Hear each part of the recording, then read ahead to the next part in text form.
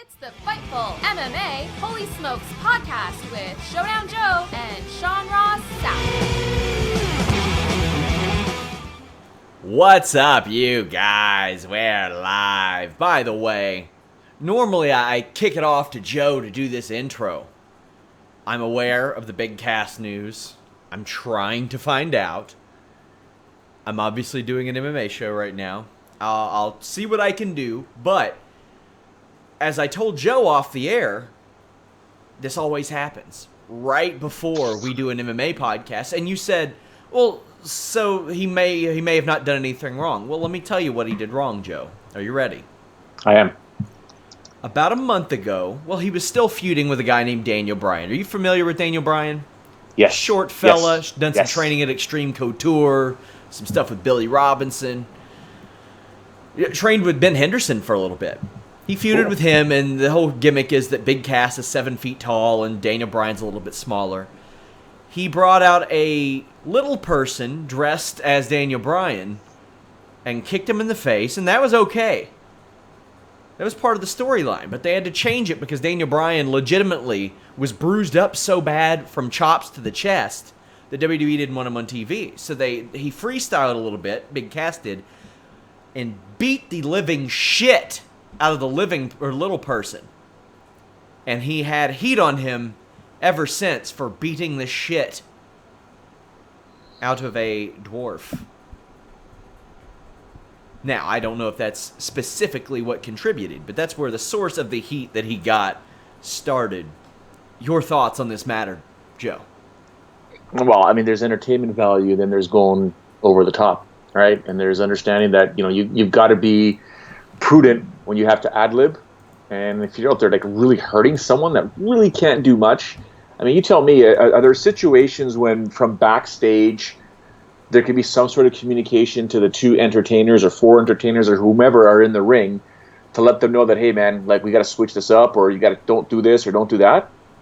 Yes. And that was an audible. It was something that was kind of called a little bit on the fly. But I don't want to say on the fly from WWE's behalf, but they had plans for that night and for Daniel Bryan to run in and make the save and all that stuff, but they didn't want him on TV with his chest painted up the way that it was. So that's where we are. But we got MMA to talk about, and fortunately, we're able to talk about it because of our boys at OMG.com. That's OMGHEE.com. Had some deer meat earlier, mixed it with Yummy. some vegetables, and you know what I cooked it all in? D!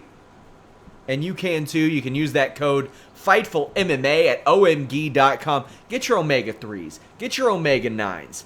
I've made a real effort to up my cardio, to up my weightlifting of late. I've been feeling really good. Ghee has helped me in that regard. I'm getting my vitamins A, D, E, and K. Got that CLA. It fights cancer. Go over to OMG.com. See all of the physical benefits in which ghee can provide as opposed to margarine, as opposed to butter. And even after our MMA show a couple weeks ago, our post-225 show, James even told me off the air. He was like, man, I use ghee all the time. It's all I cook with. And now it's all that I cook with. And a jar of ghee lasts a long time. And man, I can feel the difference. I can feel the omega-3s. I can feel the omega-9s.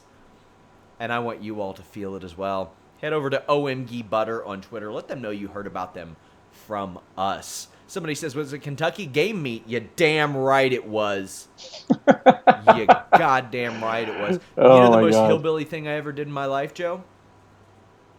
No. It was in relation to deer meat. So, I had a car that I drove to the airport whenever I had... It was one of those salvage title cars. I got it really cheap from a guy I knew and just had it to drive. I work from home. I don't have to drive a ton.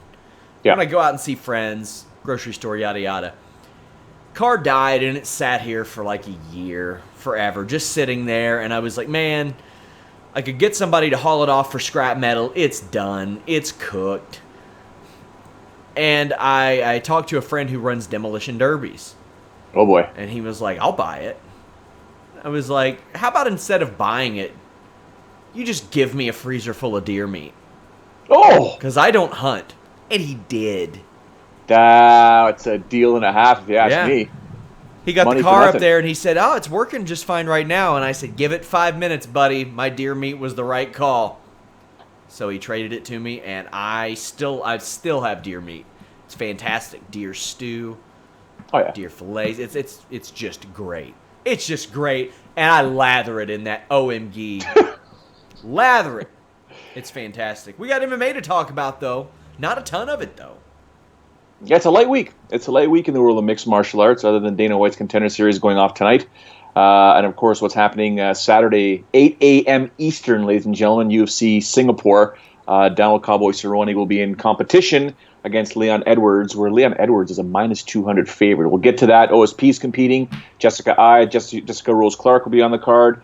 We have our pro picks on the UFC Singapore card. Always fun when James Lynch gets those and puts those all together. Yes. Something to discuss, and I can go way back to when I got I don't know if it was my reffing or it was my judging course with Big John McCarthy. The conversation him and I had about side kicks to the knee and whether or not they should be banned in mixed martial arts. Well, Stephen Wonderboy Thompson wants them banned. He wants them out of MMA. We'll discuss that momentarily. Bryan Caraway, is he one and done? Not one and done. Is he done with the UFC? We'll talk about that for sure. Brad Pickett, and this is something Sean and I talked about. Brad Pickett unretires. We kind of figured he's not ready to go yet. Well, he's unretired. We'll have an update on the whole Conor McGregor situation with the court case. Montano versus Shevchenko. Is it actually going to happen? Obviously, I think the answer is yes, but when, where, we'll discuss that for sure. And one of the hot topics in MMA right now, crossing over into the mainstream, is the whole Greg Hardy in the UFC situation. We will discuss that as well. Chris Curtis is not. Sean, where do you want to kick things up? Oh, Colby Covington. Yeah. Cassidy Covington.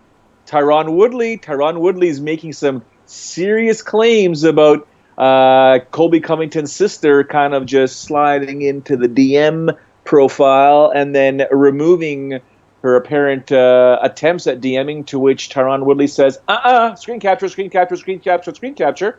And then he had a lot to say about him training with Colby Covington. Lots to discuss with that. Where do you want to start this off? Well, let's go ahead and start off with that, because that's interesting. I'm usually of the opinion you leave the families out of it. She got herself involved. And with Colby Covington, almost anything's fair game in my estimation.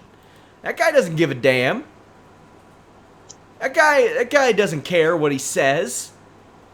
So I think Colby Covington opens himself up to this, and her inserting herself into the situation. For example, Mike Perry taking a shot, or who was it? Colby Covington taking a shot at Mike Perry's girlfriend? I think it was Cassidy as well. Well, yeah, uncalled for. Yeah. Uncalled for shit. Yeah. And that opens Colby Covington up with that. He leaves himself open.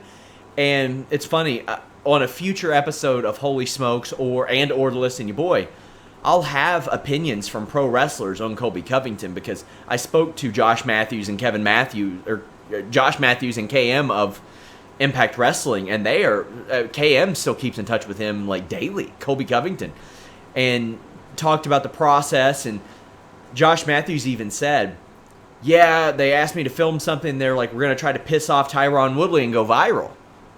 So, I mean, it's pretty obvious. He knows what he's doing. He's aware of what he's doing. And, I mean, I've seen enough pro wrestling scripted promos to know when somebody's doing this stuff. So when Colby comes out there and says to James Lynch, what do you mean, James? I got a girl for every different day of the week. I'm like, come on, man. Come on. Yeah. Come on now. Yeah. The real playboys don't do it like... GSP doesn't say it like that. Oh, let me tell you, Joe, I have a different girl for every day of the week. No. I made him sound like kind of Italian, but he is hanging out with you, so... That's it. That's true. He's trying to fit in.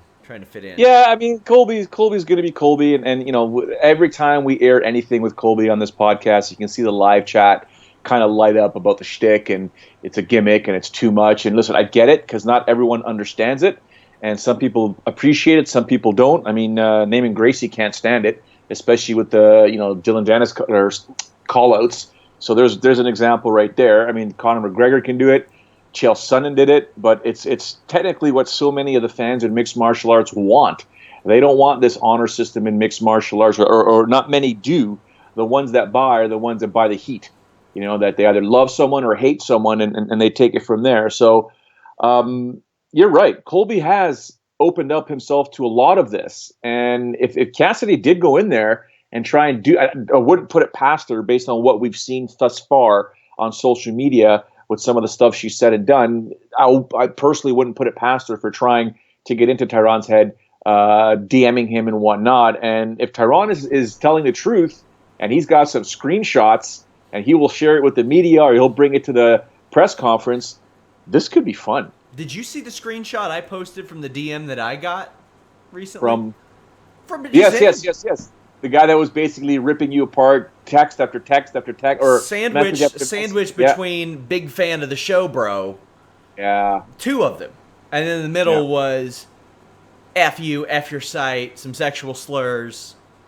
It's like, okay, if I get that, me, a little piddly Sean Ross Sapp, I can't imagine what Tyron Woodley gets on a much grander scale, and I wouldn't doubt that. Did it happen? I don't know. Could he be messing with Colby Covington? Hell yeah, he could, and I don't blame him one bit. Well, you saw what he said about the training camp.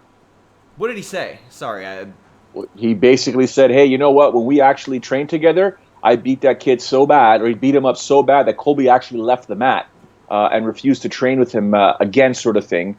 To the point where I guess he was saying he was crying, his toe hurt, and the next wrestling partner for Tyron was someone that had a busted up wrist because Colby wouldn't come in there. And he says he knows anyone and everyone that was there that would, he would make them testify under oath and under God's plan that they would prove and show that Colby Covington had nothing to do when Tyron Woodley and him actually sparred together and trained together. Now, maybe times have changed.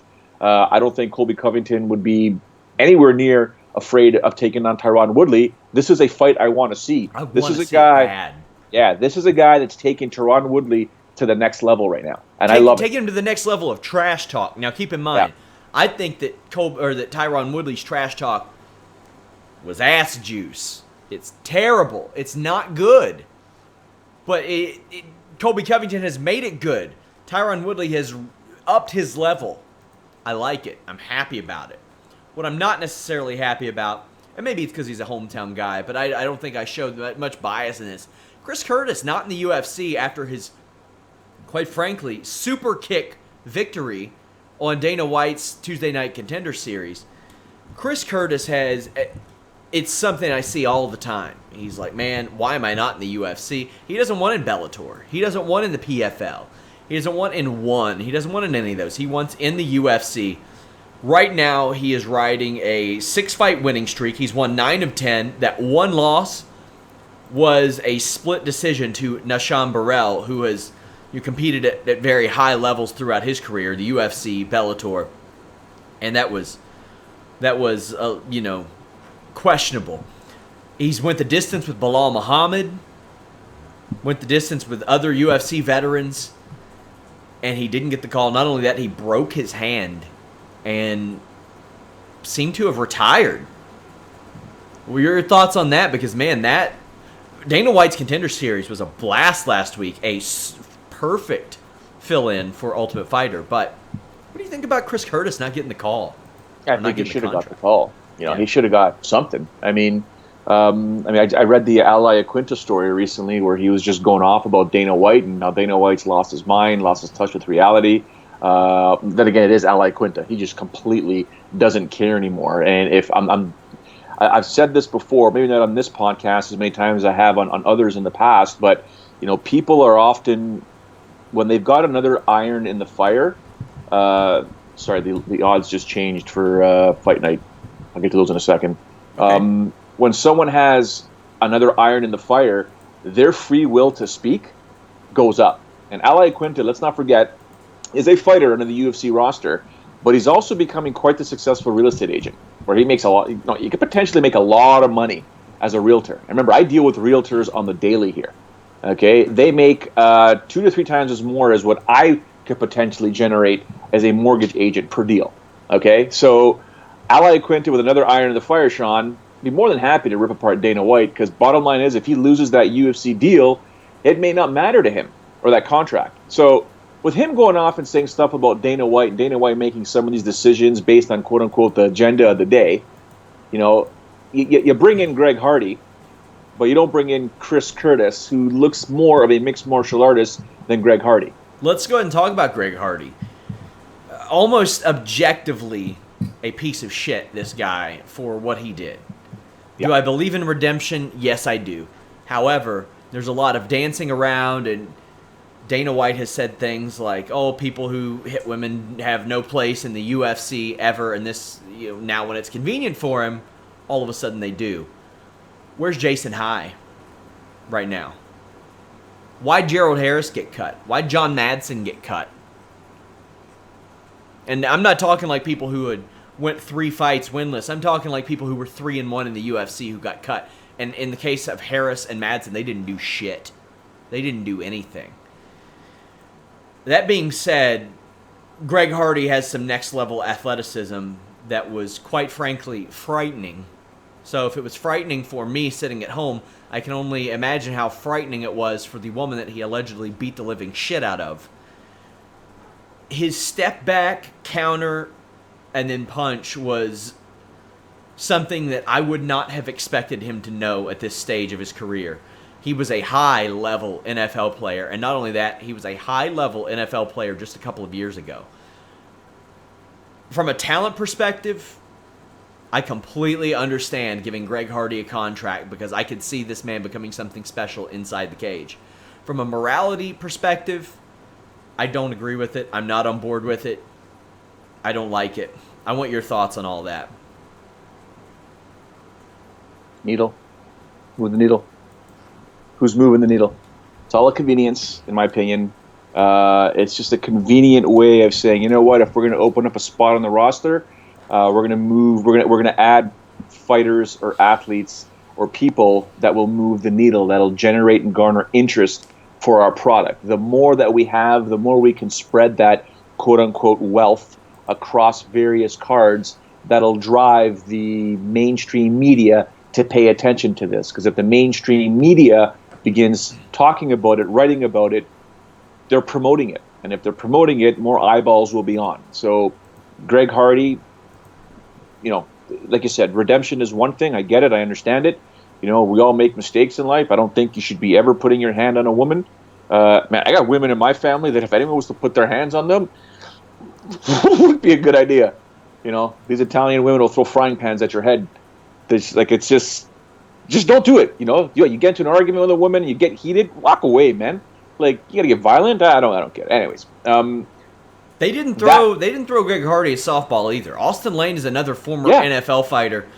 Greg Hardy, between amateur and pro, Greg Hardy was in his 4th fight. I think this was Austin Lane's 10th fight between amateur and pro. By the way, I think he had won all of them. Also, he had won all of them in the first round, including a 14-second and a 20-second knockout. So this wasn't like them just lobbing one up for Greg Hardy to knock out of the park. He reached a little bit out of the strike zone and knocked one out of the park. And the punch was incredible. It was high-level stuff. I was very, very impressed with that finish. But can you imagine when he actually sits on his punches? I mean, if you want to talk about Greg Hardy, the mixed martial artist, can you imagine when he actually lowers his base a little bit and really sits down on his punches? That's a powerful human being. I mean, it goes back to the Ultimate Fighter Season 10 with some of the big boys that were on there, even with Brennan Schaub and some of the guys that played football, these athletes. It's a different story when an athlete gets into mixed martial arts, not a martial artist that has grown up and learned mixed martial arts. Is when these athletes from other sports come in there and have that base of just being explosive, that when they learn how to technically throw a punch, it can get really scary for their opponents, man. Yeah, and he's training at American Top Team, so he's going to get some good training. Also, he is a heavyweight. He's 29 years old. You know what that means. He's got a good 10 years in him if he wants to be. This is a chance at redemption, but I think the bad taste stems from his violent past and moving into a violent sport. And I'm not talking like violent like running into each other in football. I'm talking like violent like punching each other in the head, trying to knock each other out.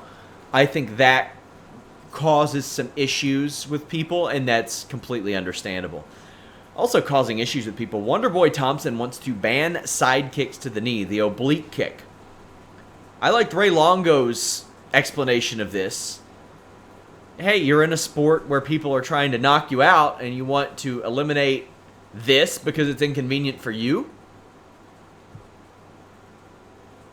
My conversation back in the day with Big John McCarthy and some of the would-be referees and judges at the course, as well as some of the instructors, when we brought this up, and I said it was open for discussion, because I said I was 50-50 on it. It appears legitimately like it's a career-ending technique. But it also appears as if we are talking about a sport where they are there to knock you unconscious, put you in a heel hook, rip your arm, take your elbow capsule and extend it past 180 degrees to ensure your arm pops, to ensure that when you are put in a kimura, that your shoulder joint is wrenched in as many ways as possible. So what do we discuss? What do we decide upon this, guys? Let's discuss this. And Big John McCarthy said, get up, Joe. Got up from my chair, desk. We got onto the mat. He's like, give me a side kick to my knee as hard as you can. I said, I think that the Sean Ross Sapp was, do what? Do what? What do you want me to do, John? He's like, just do it. Or just show me the technique. And then he would just turn his knee around and blah, blah. He goes, it's not going to cause that much damage if you're planted correctly. Now, if timed correctly, can it cause damage? Absolutely. Can it hyperextend the knee like a knee bar, a very quick knee bar? Absolutely. But you're also in a sport that is as far from ping pong as you can possibly imagine. So, should that technique be eliminated? I don't think it should. I don't think it should either. I don't like it. I don't like having it done to me. I don't do it to people in training, but you damn right I wouldn't fight. And if Stephen Wonderboy Thompson wants to avoid that, a quick way to avoid it is not get hit by it. And he seems... Well, that's the answer, Sean. And we're talking about a guy who's an elite level striker. Like, come on. Yeah, there's a lot of things that Stephen Thompson does that I don't want to see in an MMA cage. I don't want to see a lot of the timid action or the lack of action due to timidity that he provides. I'm not calling for that to be banned. I mean, I wish I could. It would be fun, but it's not reasonable. It doesn't make sense. So I don't... The banned elbows are stupid too. Samuel Ole says, is it worse than the banned elbows? The banned elbows are dumb. The fact that you can do the Travis Brown, Josh Barnett elbows, and you can't do 12-6 elbows is so weird. So weird. I hope that gets reversed eventually as well. Also, we mentioned Brad Pickett, unretires. He's going to fight for ACB. They are picking up some people here and there. They're picking up familiar names that can at least get a few viewers that have some semblance of history behind them. I don't blame him. Why not? No. If you can get that paycheck, go ahead and get that paycheck. Just as long as you're not in a situation where you're getting destroyed in fights where in the past you used to be able to take that type of punishment and you're not just going down like a sack of potatoes, take it, man. Do it. You may not be on the elite UFC level, but perhaps it doesn't mean you can't compete at other organizations that are just below the UFC. I mean, I don't have a problem with that whatsoever. It's when you stay in the UFC, again, and we can go back and talk about the UFC structure and stuff like that, where some guys don't belong in the UFC yet are there. Like, can you imagine the absolute talent that all these organizations could have if the UFC would just simply trim that bottom half of that roster? And then some of these grassroots show would be absolutely fantastic. Now, unfortunately, the fighters probably couldn't get paid as much. Yeah. So there's a double-edged sword there. But no problem, man. Hey, go do it. Yeah, I'm with you. And he didn't have the best UFC run, especially since 2014. They let him hang on a little bit longer than they should have before cutting him. But I mean, good for him. Whatever. It's been a year, and a little more than a year, and he decided to sign a multi-fight deal. Get your money, man. I'm not going to fault you for that. 39 years old, whatever. If you go in there and you get knocked out in 6 seconds and have a bunch of seizures in the cage, then hang him up. Maybe I will, but oh well. Bryan Caraway looks like he's gone out of the UFC. I do the UFC rankings update breakdowns every week on FightfulSelect.com. I released a bunch of those for free on Fightful's YouTube, youtube.com/Fightful. So you can check those out. But if you want those in the timely fashion, subscribe to FightfulSelect.com. I love doing those every time they update them. He has been pulled from the rankings altogether. Needless to say, probably not the best week for Bryan Caraway as his ex-girlfriend Miesha Tate gives birth, and the UFC gave birth to people who actually fight in their rankings. He has one fight in the last 2 years, and it was a loss. Eddie Wineland keeps finding a way to creep into those rankings. That keeps finding a way. 2 wins in the last 4 years, and he crept right back in there. What do you think about Bryan Caraway perhaps being out of the UFC? I don't know if we have any official word yet. No word yet. This is something you and I had been discussing for quite some time, and it just almost felt like it was a matter of time. By the sounds of it, from what we see online and from what appears to be, considering his inactivity inside the cage, I almost feel like his head is no longer in the sport. I feel like it hasn't been for a long time. I don't know of any UFC fighter in history that I have heard has turned down more fights than him, except maybe the Diaz brothers. The Diaz brothers turn down every fight they're given. But there have been, I think, anywhere between 6 and 10 fights that he has withdrawn from or turned down. That being said, he's only fought once in the last 2 years. It was a loss to Cody Stamann. I thought that he didn't look great, but his shot was still fast. And if he's got a fast shot, he can excel in Bellator. He can excel in ACB. He can excel. I wouldn't mind seeing him go over and fight Horiguchi, to be honest with you, at 135. I think that's a hell of a fight. He has options because he is a bit of a heel. I just wonder if he'll want to explore those options, or if maybe he's done. It doesn't seem as if he's been that interested in fighting. He fought once in 2015, once in 2016, none in 17, and once in 18. That's it. Not the most exciting fighter, but he was a finisher early on in his UFC career, and he's a name that people know. He was able to beat Eric Perez. He was able to beat Eddie Wineland, Aljamain Sterling. But he's got to go find... He can get money somewhere. The man can make money somewhere. And I just hope, from a personal perspective, he's okay. Do I agree with a lot of the things that he said, about how he would knock Ronda Rousey's teeth out? No, that's horse shit. That's stupid. That's a dumbass thing to say. But, I mean, if you got to fight, man, you got to fight, and he just never did. But I hope he fights elsewhere because I think he would be a great addition to any number of promotions. Bryan Caraway, Michael McDonald in Bellator. I would watch the hell out of that, man. I'm all for it. It's very confusing. It's very, very interesting. Yeah, I concur. I absolutely concur. And Titan FC is looking for a new 135-pound champion with Shorty Torres gone. Yeah. So Titan FC right there. Yeah. You know what? That's a fight I would have liked to have seen. I would have loved to have seen Caraway against Shorty Torres at 135. Torres Holy Samuel, look at that Holy Samuel Ace post. The Pitbull brothers. They do. They do. They're running out. They are running out.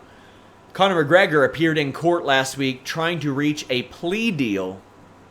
Your thoughts? No. No? No. You think they're going to run a full trial on this? No. They should, but they won't. The guy flew across the country, or across the world. Who knows what they were doing on that plane? Did a whole bunch of illegal stuff to get into the building, and then threw a freaking dolly through a bus while showcasing the guy's insane, or was potentially on something that made him insane. So, yeah, whatever. And before that, he jumped over a cage at another promotion and went nuts on a referee. I don't know, whatever, man. I think a plea deal is completely understandable. That's what they want to do. They don't want to take it to trial and spend a bunch of money on some idiot throwing a dolly. Why would they do that? Understood. What you're big on this Conor McGregor needs punished thing. You're still stuck on it from last fall. Oh hell yeah! And we're getting closer to it being 1 year, Sean. Are they going to lump those charges into? Throw the book at him. Life in Rikers. Yeah, I love the kid. I really do, but man, he's crazy. He's crazy. Man, come on now. We got Valentina Shevchenko versus Montano supposedly on the way. And that comes from Nico Montano. Ooh, boy. I don't know what to believe with her right now. I'll believe it when the UFC announces. I know it sounds crazy, but at this point here, because what was her injury like after the fight? Was it her knee or was it her shoulder? Foot, I thought it was her foot. Okay. Yeah, I understand. You got to stay relevant. You're the champ, but you got to keep the headlines going and stuff like that. But this is taking a long time, man. Let's just get this thing signed or something. Like, come on, man. Yeah, and boy, that is not a good matchup for her. It is. Ooh, boy, Shevchenko, she's just waiting. She's getting that belt polished up. She's getting ready for it. It's happening. Yeah, I think it's going to be a fantastic scrap, though. I'll tell you right now. I mean, even if Shevchenko dominates her completely, I still think it's going to be a good fight. I'm always looking at a situation where it was like, give benefit of the doubt. You know what I'm saying? Like, Montano might be able to surprise us. Highly unlikely considering Shevchenko, and there's some other fighters waiting there. A certain former strawweight champion. Jacek is just chomping at the bit to get in there. So Montano's got her work cut out for her. If she is to remain the champ. A little bit of I don't want to say breaking news, but somewhat. UFC's estimated buys are in 250,000. This is much higher than the 150. Just come on. There was no way that show was doing 150. 250, they're making some money off of. 150, they're making money off of too. But 250, I think, is about in line. I saw it between maybe 250 and 350. What show is this? UFC 225. 225, okay. Your thoughts? Wasn't 224 way lower than expected? Yes, much lower. What did it come in at? Do you remember? I think it was in the 100,000s. Gone are those days, man. They're going to get paid more off of the ESPN deal than pay-per-view. So that makes me wonder, at that point, do you reduce the number of pay-per-views? Had this exact conversation with a friend of mine. If you're getting paid more from your broadcasting deal, that you have to look at when you structure a deal, one comes to an end, new one is going to be created, or you're negotiating a new one. If over the period of time that you're signing that new deal for, you're estimating that over the next 3, 5, 7 years, based on X amount of pay-per-views, you will generate X amount of dollars. Okay? If you start removing pay-per-views along the way, that long-term deal, you got to think short, mid, long-term. If you start removing pay-per-views, can that broadcasting deal that you're signing supersede or at least replace or get more out of the money you are going to make from pay-per-views? If that's the case, then yeah. I think so too, and I think a good option would be 6 to 8 a year and really load them. And do them in your traditional big times. Super Bowl weekend. That used to be one for you. Yep. The New Year's week. That was a big one. November, because you can always do the anniversary shows. International Fight Week, I think, is a good one. Maybe Memorial Day weekend. Maybe, depending on how they perform. That's 5 right there, and then you figure out another one. You've got some people on your roster that can carry pay-per-views, but you're not going to have GSP. You may or may not have John Jones. Brock Lesnar, even if he comes back, ain't going to work out for a while. Ronda Rousey's gone. Daniel Cormier's going to retire. I think they've got some stars waiting in the wings, but man, I would ride this ESPN deal and make pay-per-views special. Make pay-per-views special. Also, they're supposed to be from day one, right? Yes, exactly. UFC Performance Institute is recommending that fighters stay within 10% of weight class on fight night. I think they should stay within that at all times. I'm all about Andy Foster hurrying up and getting the Association of Boxing Commissions to all confirm that they will do the hydration tests for every single fighter out there. Yeah. I had heard a thing where Kenny Florian was saying, well, it's not like some giant percentage of people are failing with the early weigh-ins. Well, they are, like almost triple.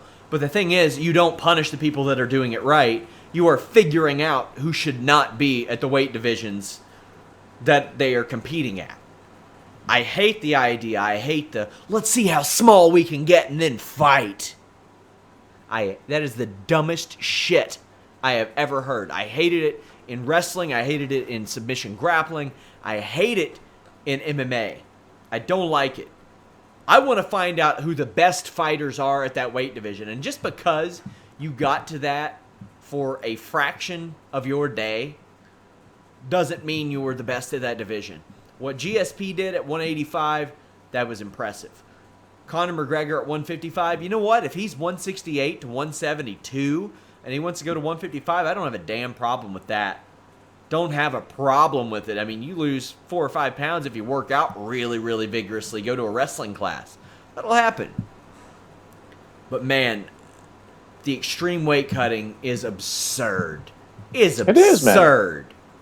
I mean, did you read some of the studies long-term, what it can do to somebody's kidneys and liver? Oh, I know, because I almost shut my own kidneys down, dropping from about 170, 171 at the time to 149.9, which is what the OGC, the weight divisions were. I did a test cut, and I made it, and now keep in mind, I didn't know what the hell I was doing. I was in my early to mid-20s and didn't know a lot about what I was doing and didn't have the system that our team has set up now, but it's like it shut my body down, and the nurse practitioner I saw said, you can't do this. You're going to have to go up. So there I went. I was about 153, 152 a couple days before, trying to be on weight ahead of time, and I had to try to gain all this weight and get up to 165 to 170, I think it was.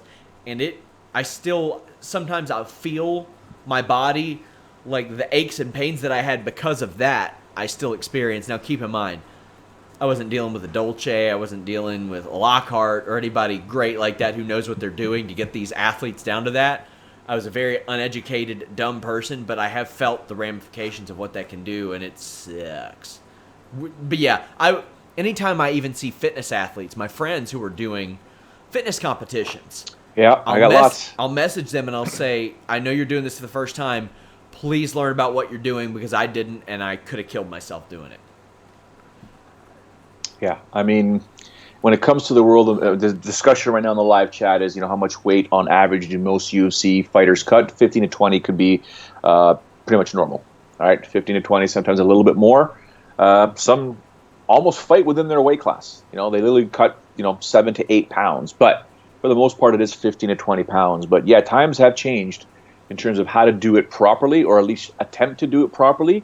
This whole early weigh-in versus late weigh-in, to me, it's a very strange debate to have, because it was always normal weigh-ins, and no one really ever complained. And then it went to early weigh-ins, and few people complained about it going to early weigh-ins because, quote-unquote, it gives the fighters time to recover, or more time to recover for fight night. So there was sort of that benefit right there, which I tend to agree with. But then you started getting into situations like we all have seen, Sean, that so many fighters are missing weight with the early weigh-ins. So the stats are more fighters are missing weight as part of the early weigh-ins than at the time when they were the original weigh-ins. So, I mean, for Dana White to make the assessment that, we're going to go back to the original weigh-ins without consulting the fighters or a lot of the fighters is very strange to me. Bottom line is, and I look, I'm not a fighter. I'm not a professional athlete. I do work out 5 times a week. I monitor my diet. There's always things that I could improve upon. But if I sign a contract, Sean, to make a specific weight weeks in advance, I have weeks in advance to make that weight. Okay? And if I know I can make that weight 7 weeks from now, 8 weeks from now, and I sign that dotted line, it's up to me. It doesn't matter if that weigh-in's at 7 o'clock at night, 9 o'clock in the morning. Once I know when it is, I will do what I can to do the research and understand, here's what my body does in these types of scenarios. Here's how my body reacts with these types of foods. Here's how my body reacts when I drink 8 glasses of water a day, when I water load. Chris Weidman told me some amazing water load stories. Gallons of water a day. Here's how my body reacts. I know what to do so that 7 to 8 weeks from now, I'm going to be fine. Yeah. Yeah. At some point, you're a professional. Legendary UFC cutman Leon Tabbs passed away. Do you have any interactions with Leon? Very, very rare. I mean, he was, it's not like Stitch Duran. Like Stitch Duran did this for me. I don't know if you can see that, guys, girls. Is it on the screen? It's pretty awesome. That's my hand wrapped up. And I'm not sure, because Stitch Duran did either, he gave me 2 options. He could do a grappling wrap or a striking wrap. I think I went with the striking wrap, if I'm not mistaken. Anyways, that's a cooler one for sure. Yeah, right? So, Stitch did that for me. Leon Tabbs, I think, if I'm not mistaken, hi, bye, how are you, sir, kind of scenario, mainly. He wasn't much at the time of a guy that was, not that he didn't care about the media, he was just quiet, man, very reserved individual, didn't really go out whenever he was around the UFC media at the time to say much, whereas, Stitch was always, joking around. I'd see him walk around the hotel or the MGM or Mandalay Bay. We would shoot the breeze or whatever city we were in, right? So not much, but every interaction I had with Mr. Tabbs was absolutely, hi, bye, how are you, friendly, thank you for all the work you've done, sort of thing, right? So cool guy. Yeah, our condolences go to his friends, family, fans. Sage Northcutt coming back. He's going to fight Zach Atau at UFC Boise. I think this is a fair matchup for him. That's going to be a fun fight. Yeah, it is. It's a test. It's a good scrap for both guys. I really like it. Just to go back one second regarding the passing of Leon Tabbs. Have you ever, do you ever send an email off to people? And this can go with everyone on the chat or listening in right now. You ever send off an email cordial at the very beginning? Hey, how you doing? Hope all is well. You ever do that to start off your email? Yes. Yeah, so I sent an email off earlier today to one of my clients. I need he was one of my number 1 clients for my one business, My Team Video. And I said, listen, man, I said to him and his wife, I said, hey, Sean, hey, Rose, would it be possible, hope you guys are doing well, haven't talked in a couple months, hope your summer's going fantastic. Would it be possible to get a copy of the actual digital team picture that you got for the video I did for this team, and that team? No rush. Whenever you get a chance, that would be absolutely fantastic. Feel free to reach out to me anytime if you have any questions. I got a reply 10 minutes later, Sean. And it was Rose who basically said to me, Joe, I've got bad news. Sean passed away from a heart attack on Sunday. Ooh. Whoa. So I'll be, after the show here, I'll be trying to figure out where the wake is, where the funeral is. That one hit me hard. I was like, and I've for the past couple of months, every time I put I hope all is well, when I message someone I haven't had a chance to speak with over a month or so, I'm always like, please don't tell me this bad news coming back. So there's an example right there. Sorry to get off track there, but I was just kind of want to say what's up to Rose and everyone at the family there. Hope Godspeed. Sage, Zach, I like the fight. I really, really do. I think it's going to be a good test, especially for Sage. But Zach can it's a anytime you can beat Sage Northcutt, Sean, it looks good on your resume for whatever reason. We got UFC Singapore coming up. Let's hear what the pros think of the main event. And Leon Edwards, I mean, come on. What is Donald Cerrone even doing still fighting? I know I heard him calling for Khabib, and I was like, come on, Donald. Like, listen. I get it. You got some friends around you, but they ain't really your friends. Because you've been taking way too many whoopings. I mean, come on, bro. Sit down somewhere, go ride a steed, and hope you don't fall off that motherfucker. Keep your brain intact. I don't know anything about, the other Leon Edwards or whatever. I don't know who that is, but Cowboy Cerrone, he's an old broken down cowboy, Brokeback Mountain style. So, I don't know how much left he's got to give, but, I don't really have a pick for that fight. I'd imagine Cowboy. I know he's hungry, man. He needs it. That's for sure. Cowboy definitely needs a win. So, hopefully Cowboy. I'm going to go with Cowboy, man. I think he's an old vet. He's savvy. He's got good striking. Even if he does get taken down, he's got good jets off his back. And I think he'll be able to get up or submit him from the bottom. I didn't know that fight was going on. I got to root for Cowboy at all times. I got Cerrone. Cerrone's my favorite. I know he's a slow starter, but he's my favorite. I like him. I think Cowboy has this fight. I mean, Cowboy's in a position now where he's realizing that his days in MMA are numbered, and he wants to go out there and give out his best performances. So I think he's going to go out there and try to make easy, quick work. Not necessarily easy, but quick work of Leon Edwards. Just get right back to it and keep moving forward in the division. Yeah, I fought Leon, so he's a tough guy. I felt it inside the cage. He's a tough guy. I believe he has a little bit of an advantage because he can fight, he can pressure the guy and take the fight on the long run. And I think that sometimes Cerrone struggles with that. But if he comes in to really strike with Donald, I think Cerrone is gonna get a knockout. So you never know. It's a hard fight to call. I will give a slight edge to Leon just because I fought him. I know how he is inside the cage. But I don't know. You never know.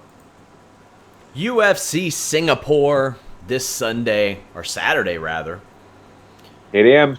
Donald Cerrone, Leon Edwards. We will cover that show on this show next week. I had originally thought about doing a post show that day. However, considering that there is no UFC on next weekend, not this weekend, next weekend, I thought it would be better served for us to break this show down next Tuesday. Not exactly one people are saying, man, God, Sean, I can't wait for you to break down Li Jingyang versus Daichi Abe. And that's a good damn thing because I don't know a whole lot about either one of them. But we got Donald Cerrone, Leon Edwards, OSP and Tyson Pedro, Jessica Rose Clark, and Jessica I.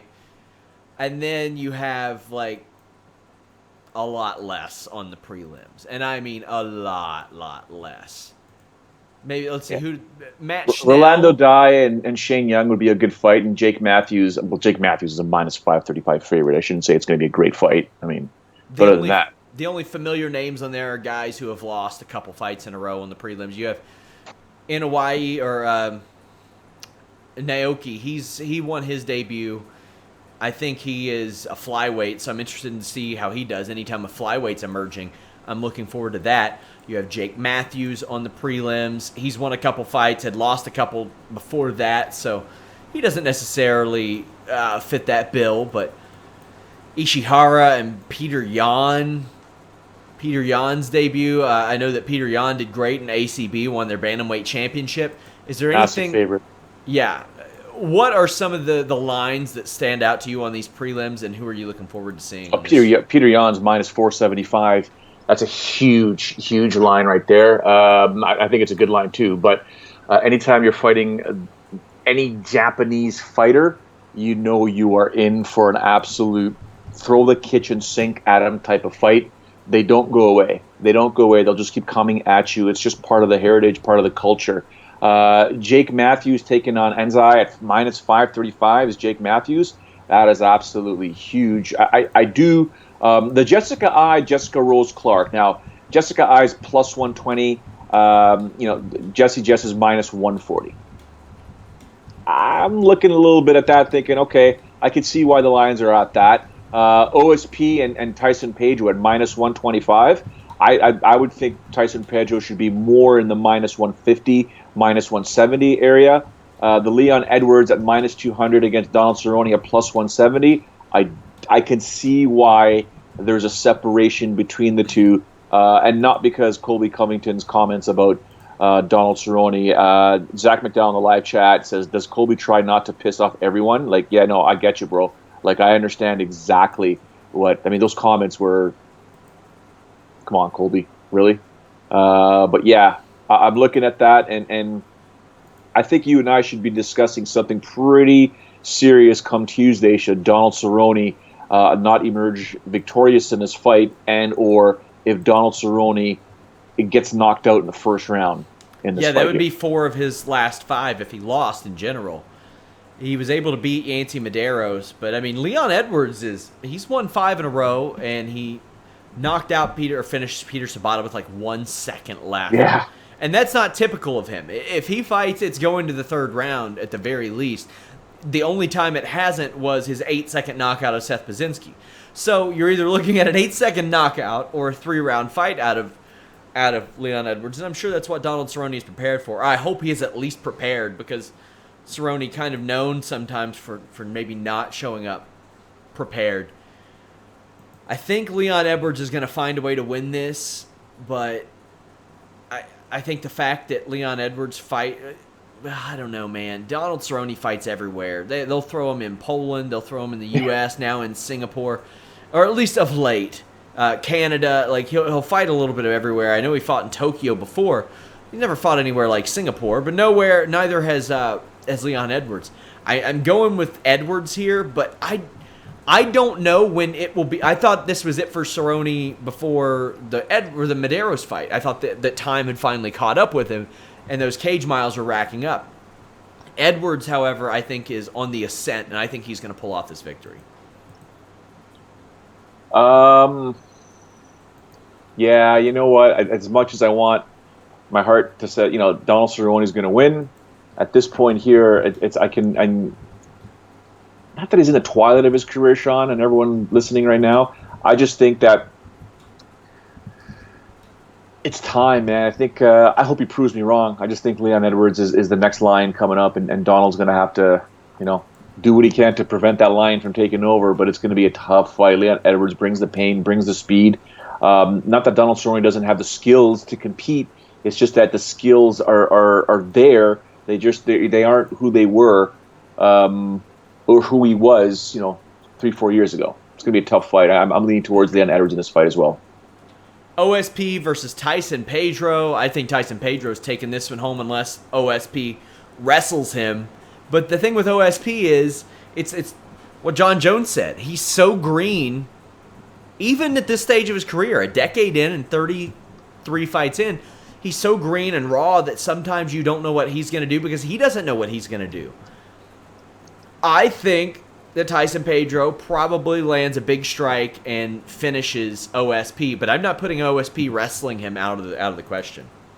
No, that's the whole thing. I think OSP needs to get this fight down on the ground and look for his little Von Flue choke there. But other than that, Tyson Pedro brings it, man. This could get real ugly. And I don't know what the travel time for Tyson is, but I'm pretty sure OSP has to travel a lot more and get used to that time zone more than what Tyson Pedro has. And that could play a huge difference. So if he doesn't calculate that correctly, that could hinder his performance. OSP, as we all know, is just one of those guys that Sean and I talk about all the time, where you just, at this point, you don't know which one shows up, right? Which guy shows up, which fighter shows up. We keep thinking he's right there, he can do much better, and then something crazy happens. And then he pulls off these, the same submission over and over again that should never be pulled off at a high level of mixed martial arts. So you just never know. But the minus 125, I think, is actually its value because it should be a little bit higher in my opinion. I think Tyson Pedro should be a little bit more of a favorite.